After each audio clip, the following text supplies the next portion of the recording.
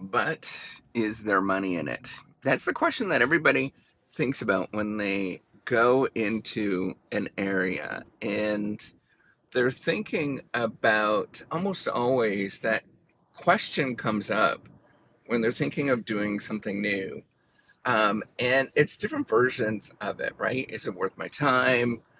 Is it, you know, I was just thinking about this like this morning, the very same thing is I was thinking about, I write a lot of letters of references for different people, and I'm like, like it is time consuming. And I think in my head, I'm like, it's not really worth my time here. Like, this is for me, from my perspective, and I know it's a very self centered perspective, but that's how we often think. Um, is that for me, it is not worth my time. It's a time sink, and I'm not really going to get anything out of it. And I think about that a lot, right? Like that's how we often do business decisions. We think, is it worth my time? Is this thing going to amount to anything? Am I, is it, am I going to make any money out of it? And so we make these decisions that are based on presuming that there's supposed to be some sort of return on every action that we actually have. And the truth is that almost all things that are good, um, they don't typically start like that. The truth is that they start in a very meager way where somebody thinks about how can they better connect with, better serve, better help out other people. And then after that, you decide after many years, or even just a few years, of working towards making the thing worth your time, quote unquote. But every time that you try something, every leap that you do, it is not worth your time ever. It is frustrating and you don't want to do it. Or maybe you do, but many times you don't. And you do it anyways because of other things that are important to you in your life. And you think about, like, why am I actually doing this? But you do it, right? I think so. One of the things I think about is how can I make more touch points with people, right? Like, how can I connect with them, um, help them in as many ways as I possibly can? And I think about, like, there's this idea of scalability, right? Like doing things that are scalable with your actions and only doing those things that are scalable. But the truth is that everything there's a sort of saying, and I can't remember the guy's name off the top of my head, but he started one of the big business incubators in Silicon Valley, is do unscalable things.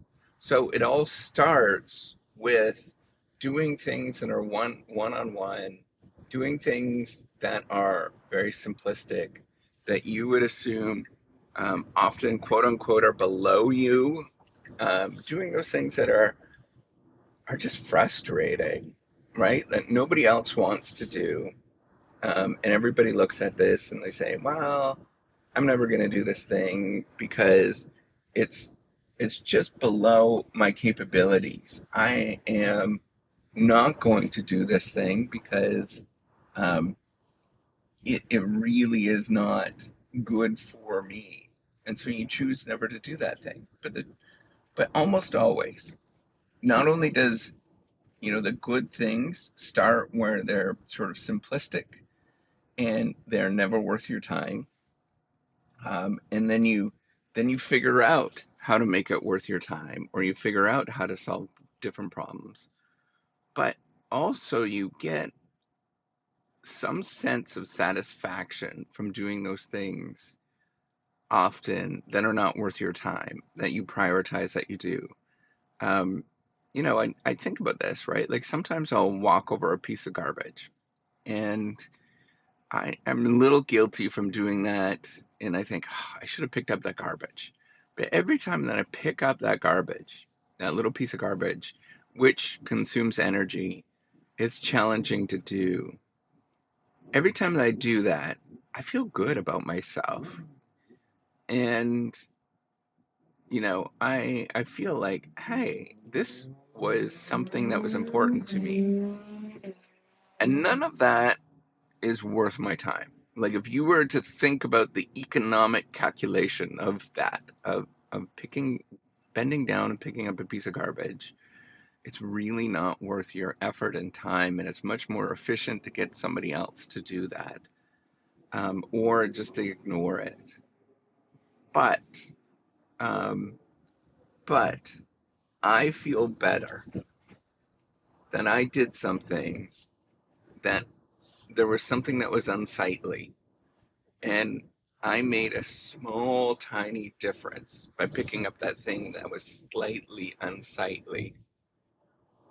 Because in of itself, that piece of garbage, not a big deal. But if nobody picks it up collectively, we have a lot of garbage on the ground, and it looks really ugly, and it looks really stinky and really messy. So there's all these problems that are like this that are somewhat challenging, because they're not worth our time, because that you will look at it and you'll overlook it. But they're the things that typically have the greatest benefit for you and the greatest benefit for everybody else, because what you end up doing is you feel good about yourself. And then if you do it long enough, if you find that thing that is not worth your time or it's below you, and you start solving that problem, you begin to realize that you can actually solve this thing, right? Like a classic example of this is making your bed every morning. Not really worth your time. You're going to make it dirty when you get back in there, and it's just an economic cost. It costs you time and effort, and um, by the time you add up the number of hours that you have spent, probably days, probably even a month that you have spent making your bed over the course of a lifetime, that's a big cost. But you look at that and it feels good. Or you look at it and you realize, like, I can actually change this in a different way that makes it easier. I haven't yet to do that, but in fact, my wife makes it harder because she's got more pillows than I would ever use. But but it feels good when it's done and you look at it and your bed is made, and yet the entire thing is an economic cost. I want you to think about those things, those moments, and think about how you can find those moments that are not worth your time and pursue them even more. Something good is going to happen when you do that. All right, take care and have a wonderful day.